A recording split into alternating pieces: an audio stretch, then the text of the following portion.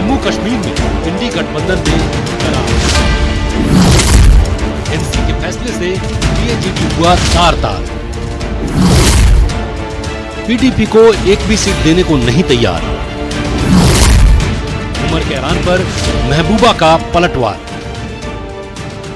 कह ही दिया जो आप कहना चाहते थे कि पीडीपी आउट। ना, पीडीपी को हमने आउट नहीं किया,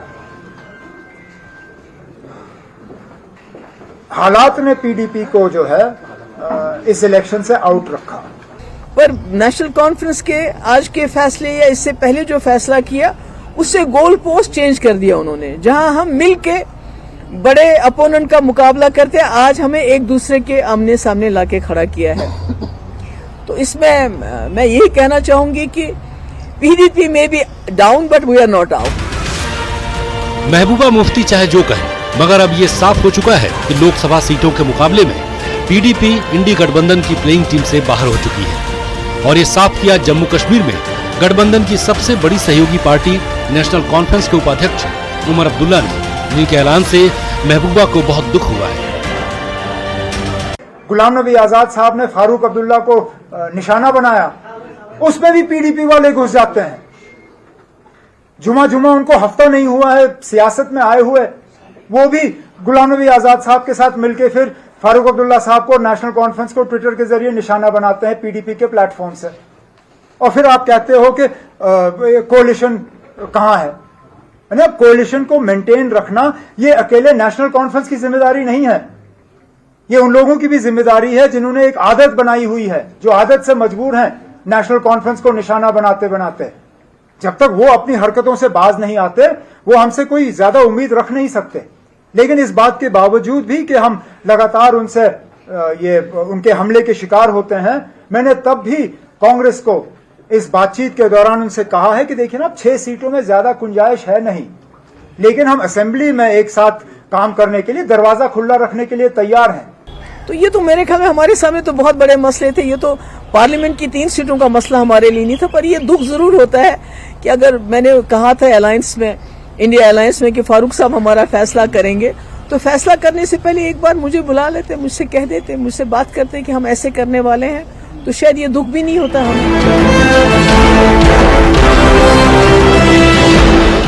उमर ने साफ किया कि गठबंधन के तहत नेशनल कॉन्फ्रेंस अनंतनाग, श्रीनगर और बारामूला सीट पर अपने उम्मीदवार उतारेगी, जहां 2019 में उसे जीत मिली थी। वहीं कांग्रेस जम्मू और उधमपुर सीट से लड़ेगी। लद्दाख सीट को लेकर उम्मीदवार पर विचार हो रहा है, लेकिन पीडीपी को लेकर हम कोई विचार करने वाले नहीं, जिस पर महबूबा ने कहा कि हम आगे का फैसला कांग्रेस से विचार विमर्श करने के बाद सुनाएंगे। मैंने यहां तक कि जब कांग्रेस से हमारी बातचीत हुई, मैंने ये भी कहा उनसे कि क्योंकि वो दूसरे नंबर पे आए थे, सीट हमारी थी, लेकिन अगर कांग्रेस बहुत ज्यादा इंटरेस्टेड थी अनंतनाग की सीट के लिए, अगर उस पर मिसेस सोनिया गांधी या राहुल गांधी या प्रियंका गांधी उस सीट पर लड़ने के लिए तैयार होते, हम वो सीट उनके लिए छोड़ देते, हमें कोई एतराज नहीं होता। लेकिन क्योंकि हमारी जीती हुई सीट है, हम और किसी के लिए वो जीती हुई सीट छोड़ने के लिए तैयार नहीं थे, जो कि मुझे लगता है हमारा हक है। कांग्रेस अगर हस्तक्षेप करे, राहुल या सोनिया, तो क्या पीडीपी के लिए आप वो सीट छोड़ सकते हैं? ना, मैंने पहले ही आपसे कहा ना, जो तीसरे नंबर पे आए उनको सीट मांगने का कहां से हक बनता है? और वो तीसरे नंबर पे तब आए जबकि पूरी जमात उनके साथ थी। तो मैं समझती हूँ अब हम लोगों के सामने जाएंगे, उनके पास अपना केस रखेंगे, क्योंकि जम्मू कश्मीर की दिल्ली के पार्लियामेंट में आवाज पहुंचाना बहुत जरूरी है। इस आवाज पे नजरें खाली जम्मू कश्मीर की नहीं, बल्कि 20-22 करोड़ मुसलमानों की भी लगी हैं, जिनके घर तोड़े जा रहे हैं, जहां मस्जिदें तोड़ी जा रही हैं, और 80 करोड़ उन हिंदुओं की भी है जो गांधी के हिंदुस्तान में यकीन रखते हैं, जो नहीं चाहते हैं हिंदू मुस्लिम का झगड़ा हो। तो इसलिए हमने आज फैसला किया है कि हम जो हमारे इंडिया अलायंस में है, कांग्रेस पार्टी के साथ भी मशवरा करके, क्योंकि हम कोई एक तरफा फैसला नहीं करना चाहते हैं, हम उनके साथ भी मशवरा करके जो आज नेशनल कॉन्फ्रेंस की तरफ से फैसला आया है, इसका जो है आपस में भी बैठ के, और इसमें कांग्रेस को भी कॉन्फिडेंस में लेके जल्दी ही हम आपके सामने अपना फैसला लेके आएंगे।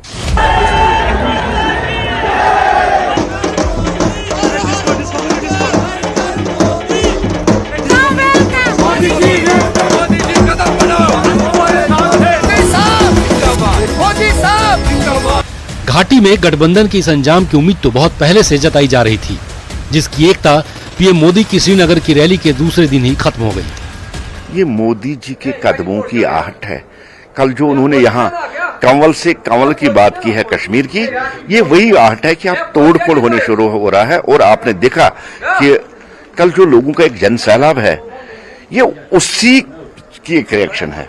और कल जो आईना लोगों ने यहाँ की रीजनल पार्टियों को दिखा दिया, उसका आउटपुट ही अब सामने आकर और भी बहुत ज्यादा तोड़फोड़ होगी। ये भी आगाज है, तोड़फोड़ और बहुत ज्यादा होगी, ये आगाज है। अब हर किसी की नजर महबूबा मुफ्ती के अगले ऐलान पर है, जिन्होंने एनसी के फैसले से पीएजीडी यानी people's alliance for Gupkar declaration के धराशायी होने को जम्मू कश्मीर के लिए सबसे ज्यादा निराशाजनक बताया है।